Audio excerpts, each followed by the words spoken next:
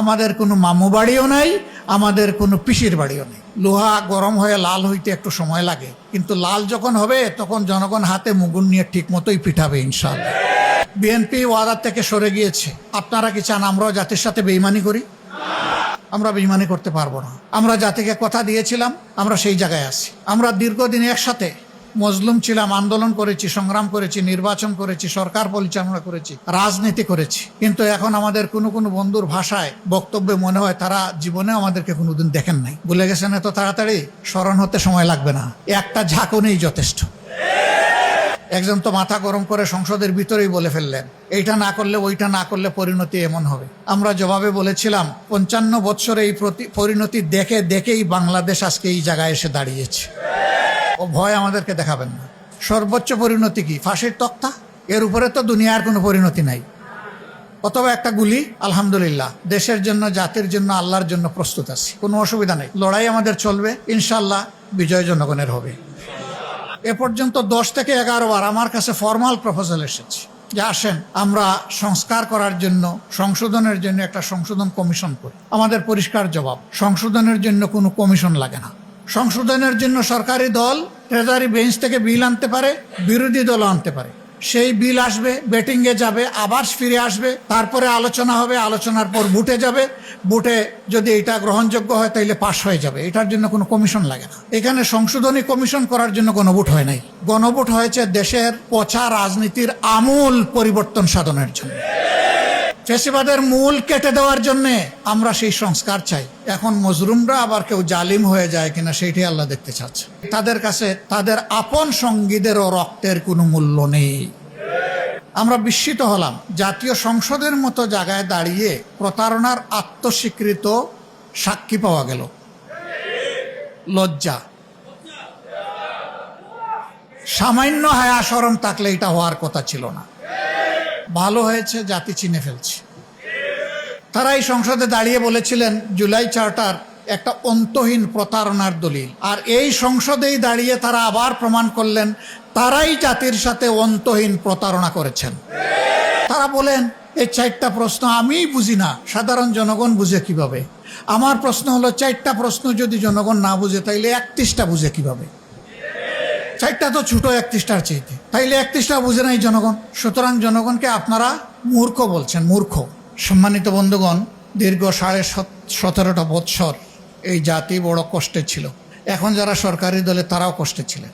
অসংখ্য লোক খুন হয়েছেন, গুম হয়েছেন, আয়নাগরের সঙ্গী হয়েছেন, পঙ্গু হয়েছেন, আহত হয়েছেন, জেলের অধিবাসী হয়েছেন, দেশ ছেড়ে বিদেশে কেউ কেউ আশ্রয় নিতে বাধ্য হয়েছে। শেষ পর্যন্ত 36শে জুলাইয়ের পরিবর্তনের পর আল্লাহ তালা আমাদেরকে একটা সুযোগ দিয়েছেন। জাতির নতুন করে আল্লাহ তালা পরীক্ষা নিচ্ছেন। আমরা যখন মজলুম ছিলাম তখন জালিমদেরকে আমরা চিনেছি। এখন মজলুমরা আবার কেউ জালিম হয়ে যায় কিনা সেইটাই আল্লাহ দেখতে চাচ্ছে। জাতীয় নির্বাচনের আগে অনেক নাটক হয়েছে, আপনারা দেখেছেন, আমি সেদিকে যাচ্ছি না। তারপরে একটা নির্বাচন হয়েছে, একই দিনে 2টো নির্বাচন হলো, একই ধরনের অর্ডারের মাধ্যমেই হলো। আমরা বিরোধী দল 2টাকেই গ্রহণ করলাম, শপথ নিলাম। সরকারি দল একটা শপথ নিল, আরেকটা নিল না। দেরিতে এসে তারা ব্যাখ্যা দিলেন যে এই নির্বাচনী বৈতরণী পার হওয়ার জন্য তারা তখন সব কিছু মেনে নিয়েছিলেন। এটা আসলে তারা মনের দিক থেকে মেনে নেননি। রাজনৈতিক দল কিংবা প্রতিষ্ঠানের পক্ষ থেকে জাতির সাথে যদি এই ধরনের তামসা এবং প্রতারণা করা হয় তাহলে ভবিষ্যতে মানুষ রাজনীতিবিদদেরকে আর সম্মান করবে না, যে এদের কথার 2 পয়সার কোনো মূল্য নেই। এরা যখন তাদের সুবিধাজনক জায়গায় পৌঁছে যাবে তখন জনগণের সাথে দেওয়া সমস্ত ওয়াদা ভুলে যাবে। আমরা বিস্মিত হলাম, জাতীয় সংসদের মতো জায়গায় দাঁড়িয়ে প্রতারণার আত্মস্বীকৃত সাক্ষী পাওয়া গেল। লজ্জা। সামান্য হায়া শরম থাকলে এটা হওয়ার কথা ছিল না। ভালো হয়েছে জাতি চিনে ফেলছে। এখন আর অন্য কোনো ব্যাখ্যা দেওয়ার সুযোগ নেই। ওখানে যা বলা হয় কার্যনীতিতে তা লেখা হয়ে যায়, ইতিহাসের অংশ হয়ে যায়, যদি এটা এক্সপাঞ্জ না হয়ে থাকে। যেহেতু এই বক্তব্য এক্সপাঞ্জ হয়ে নাই, কাজেই এই আত্মস্বীকৃতিও রেকর্ড হয়ে থাকলো। তারা এই সংসদে দাঁড়িয়ে বলেছিলেন জুলাই চার্টার একটা অন্তহীন প্রতারণার দলিল। আর এই সংসদেই দাঁড়িয়ে তারা আবার প্রমাণ করলেন তারাই জাতির সাথে অন্তহীন প্রতারণা করেছেন। তারা বলেন এই 4টা প্রশ্ন আমি বুঝি না, সাধারণ জনগণ বুঝে কিভাবে? আমার প্রশ্ন হলো 4টা প্রশ্ন যদি জনগণ না বুঝে তাইলে 31টা বুঝে কিভাবে? 4টা তো ছোট 31টার চাইতে, তাইলে 31টা বুঝে নাই জনগণ। সুতরাং জনগণকে আপনারা মূর্খ বলছেন, মূর্খ। আমরা এখানেও নিন্দা জানাই। জনগণের বিবেচনাবোধের উপরে যারা প্রশ্ন তুলে, বুঝতে হবে তারা গণতন্ত্রে বিশ্বাস করে না। গণতন্ত্রে বিশ্বাস করলে জনগণের বিবেচনাবোধের উপর প্রশ্ন তোলার কারো কোনো অধিকার নেই। এই কাজটা তারা অবলীলায় করেছেন। দুঃখ লাগে, আগেই বলেছি 17.5 বছর তারাও তো মজলুম ছিলেন, তাদেরও তো বহু লোক নিহত হয়েছে, গুম হয়েছে, পঙ্গু হয়েছে, জেলে গিয়েছে। হ্যাঁ, এইটা ঠিক যে সবাই জেলে যায়নি। যারা জেলে যায়নি, গুলি খায়নি, পঙ্গু হয়নি, যাদের আপনজন কেউ শহীদ হয়নি, তারা শহীদ পরিবারের হাক আর বুঝতে পারবে না। আমরা দেখেছি 5 আগস্টের পর যখন প্রয়োজন ছিল শহীদ পরিবারের কাছে যাওয়ার, যারা এই প্রয়োজনটা উপলব্ধি করেছে তারা শহীদ পরিবারের কাছে গিয়েছে। আর কেউ কেউ তখন থেকেই নির্বাচনের দাবি তুলেছে। শহীদদের তাজা রক্ত তখনও ভাসছে, মায়ের চোখে তখনও পানি নয়, রক্ত ঝরছে।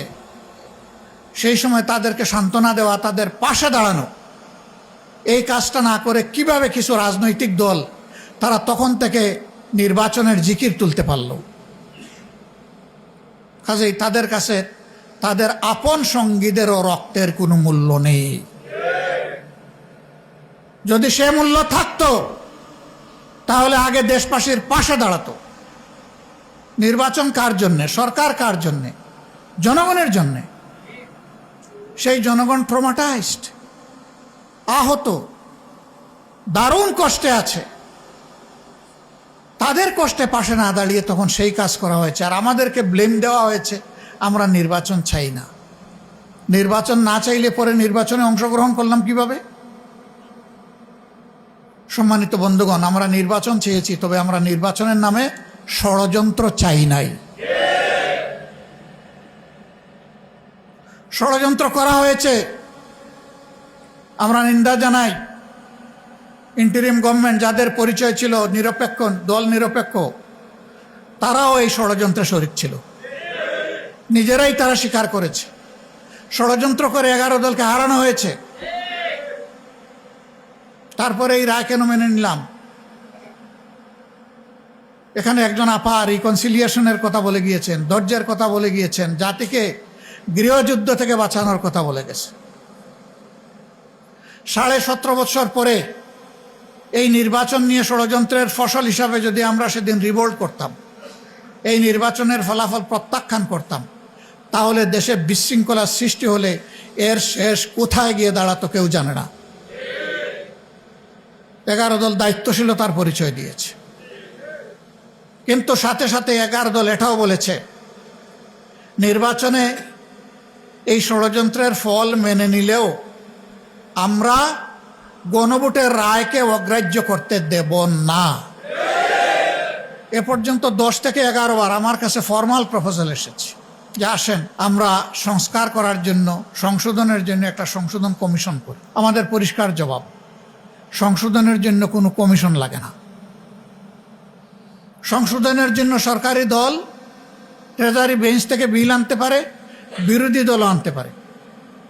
সেই বিল আসবে, বেটিংয়ে যাবে, আবার ফিরে আসবে, তারপরে আলোচনা হবে, আলোচনার পর ভোটে যাবে, ভোটে যদি এটা গ্রহণযোগ্য হয় তাইলে পাশ হয়ে যাবে। এটার জন্য কোনো কমিশন লাগে না।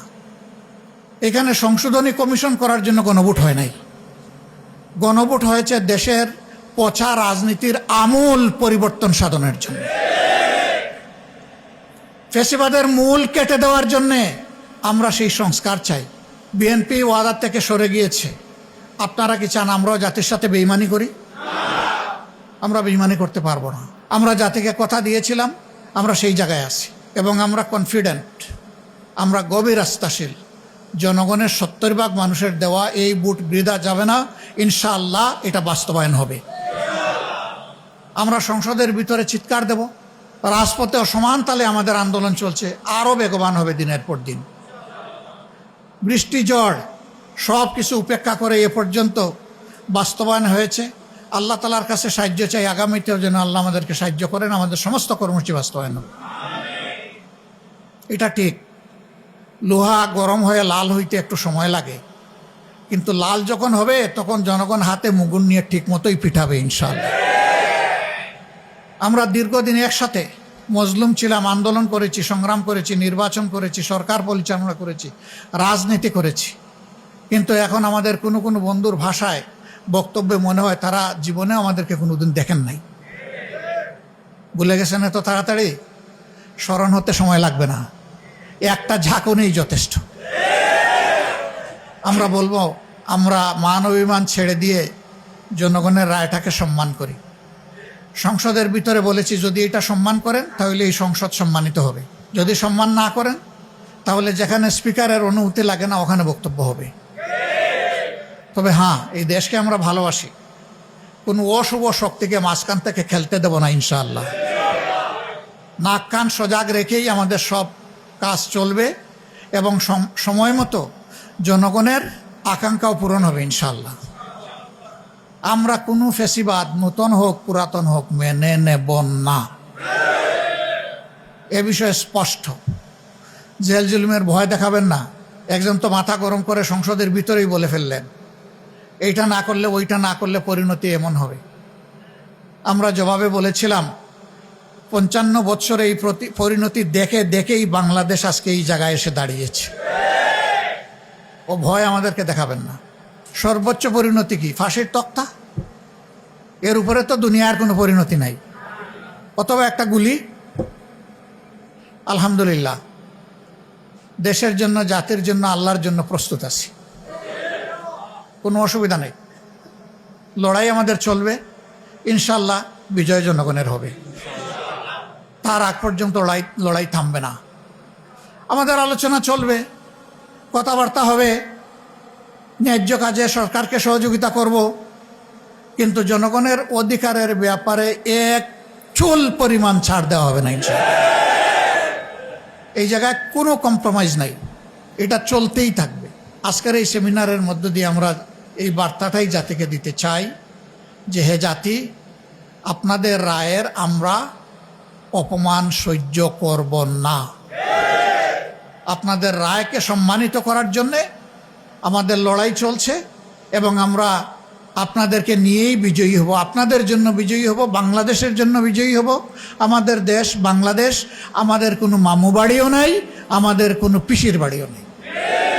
এই বাংলাদেশ নিয়েই বাঁচতে চাই, এই বাংলাদেশ নিয়ে এগিয়ে যেতে চাই। যুবকদের স্বপ্নের বাংলাদেশ তাদের হাতে তুলে দিতে চাই। জুলাই যোদ্ধাদের নিয়ে যে বাড়াবাড়ি করা হচ্ছে, আপনারা সংযত হন। সংযত না হলে জনগণের উত্তাল ঢেউ আর জোয়ারে সমস্ত খড়কুটা ভেসে যাবে। আইন আমরা হাতে তুলে নেওয়ার পক্ষে নই, কিন্তু আমরা তাও বলবো যে কেউ শালীনতার সীমা লঙ্ঘন করে জুলাইকে অপমান করার দুঃসাহস আর দেখাবেন না। যদি দেখান, মনে রাখবেন, এই যুব সমাজ, এই জনতা এখনো ঘুমিয়ে যায়নি। যারা সশস্ত্র বাহিনীর সামনে খোলা হাতে দেশপ্রেম নিয়ে দাঁড়াতে পেরেছিল, আজও তারা দাঁড়িয়ে আছে। আমরা ঘুমাইনি, আমরা ঘুমাবো না। আল্লাহ হাফিজ। বাংলাদেশ জিন্দাবাদ। আসসালামু আলাইকুম রহমতুল্লাহ।